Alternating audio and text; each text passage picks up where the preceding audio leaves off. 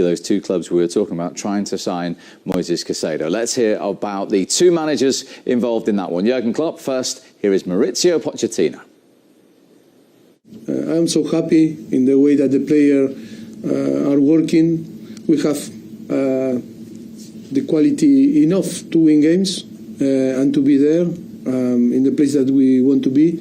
It's only about to believe. It's believe and work really, really hard. But I have no doubt that with the help of our fans and with the quality of the player, we can win games. I think two really good football teams, very talented football teams, will face each other.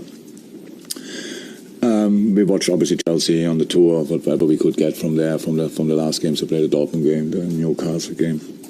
A lot of good things. You can see that it's a very really talented team, and that's what we have to prepare for. It's a home game for them, the first home game after a long break, if you want, and after a disappointing season. That's all clear, so that will show. Where do you see Jurgen Klopp's squad at the moment as we sit here now? Yeah, so the squad's strong, but I think what worries me a little bit is, obviously Jordan Henderson leaving, James Milner. I think we look at those Fabinho. I think when you look at, especially those in particular, their influence around the club? Influence around the club, yeah. It's almost like, because a lot of the clubs now, they have like leadership groups. They're natural leaders, they'll control the dressing room and that. So I think when those sort of players go, that does worry me a little bit, to be totally honest. I think for me, if they're able to keep all their players fit and healthy, they're going to be dangerous. I think when you look at their firing line, if Darwin Núñez starts to put the ball in the back of the net in the way we know he can, Jota stays healthy, Luis Diaz stays healthy, it could be one of those ones where, I've tipped them to make the top four early on, and people think that might be a bit, far-fetched. But I believe if these players can stay healthy, they could do well. Liverpool, for sure. Backlines have been a bit suspect, obviously, last year. Yeah. But now, you've got Virgil van Dijk, new captain, Trent Alexander-Arnold, vice-captain as well. Yeah. Their delivery, Robertson as well. If they can get things going in the way that they did when they won the Premier League, I have no doubt they'll come good. Look at last year. They only missed out on the top four by 5 points. Yeah. Like people were saying how bad they had a season. But they actually came good late. And they nearly made it. They just about nearly made it. So, with this team, I agree with what Jermaine said about the leadership going, and it'll be yet to be determined who's going to take on those roles and responsibility, because you can't just become a leader overnight. Doesn't work like that, does it? No. But I do believe, obviously, the forward players are good, really good.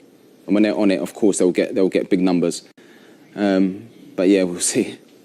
Yeah, the two they have got through the door are eye-catching, aren't they? McAllister, we know all about, proven in the Premier League, and they seem to have got him a pretty decent market value as well, Leon. Yeah, I think so, and I think the fact that it got done pretty early in the transfer window was almost like, McAllister got to give his kind of little send-off, which I think was quite nice. The Brighton fans respected him, knew how good he was, and then they got it done pretty early, and you can see exactly, the fact that he was a Brighton player, was playing in the World Cup, winning the World Cup.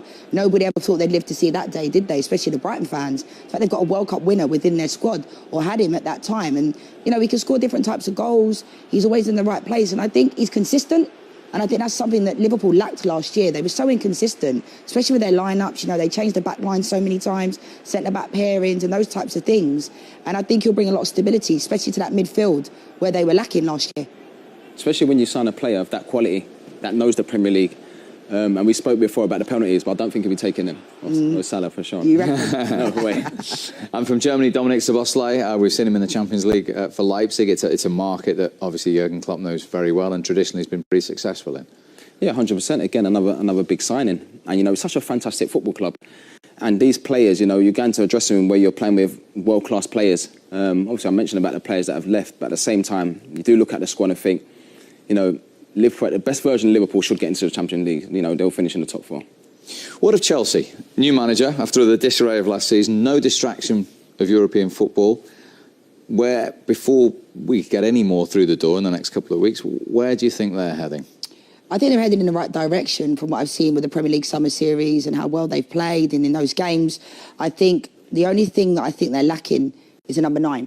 And I think a couple of teams, Arsenal, same as well. I don't think you can win. They're not Manchester City when they can play with a Mahrez or withdrawn without a number 9. It doesn't work like that. So, but I like Mauricio Pochettino and Jesus Perez. I think they're good guys. I think you can see what they're going about, what they've done in a short space of time. And Kunku is like a player that I absolutely love. I saw him play a lot for RB Leipzig, and the fact that he's now out injured so early on, he's going to be out till Christmas, is a massive blow. I think the players, obviously, that they've lost, Mason Mount as well. You know, these players at the club have been there for years. So, but Reece James being the new captain, Loftus-Cheek, Reece James being the new captain, I think is a really good thing for Chelsea. On Kuka, yeah, it's unfortunate. When you sign for a new club, I think the worst thing that can happen is when you get injured. Especially at the start of the season, when you've had a pre-season, you're looking forward to the season starting, and you pick up an injury and you're out, and it's almost like you've got to start again, you know, try and get some rhythm and try and get up to speed. It's really difficult, and it's unfortunate for the manager, but I like Pochettino. You know, as a top manager, they'll play on the front foot, they bring that sort of intensity, and I think they'll be a lot better than last season. And do you think that the Chelsea model will give Pochettino time? Because he's proven if you give him the time, he can build something. Yeah, I think so. I think maybe the top 4 this year might be a bit far-fetched to a certain degree. It sounds crazy saying that because Chelsea has spent so much money, you know, in the recent years, especially with Enzo Fernandez coming in there last year as well. He didn't really get going yet. So I think Mauricio Pochettino will get a tune out of these players. You could see, we were talking about Nkunku, but the players look sharp, even in pre-season, and sometimes you need that bit of freshness. And Mauricio Pochettino is that guy that will put his arm around you. You know, he'll be that coach that will get the best out of players individually. And I think he makes sense, this addition that they've got him in. I hope they give him time, because Graham Potter just never really, he got time, but he just never really fit. Some managers don't fit with certain teams. Look at Roy Hodgson when he went to Liverpool, and then he can work wonders at Crystal Palace. Sometimes it doesn't mean...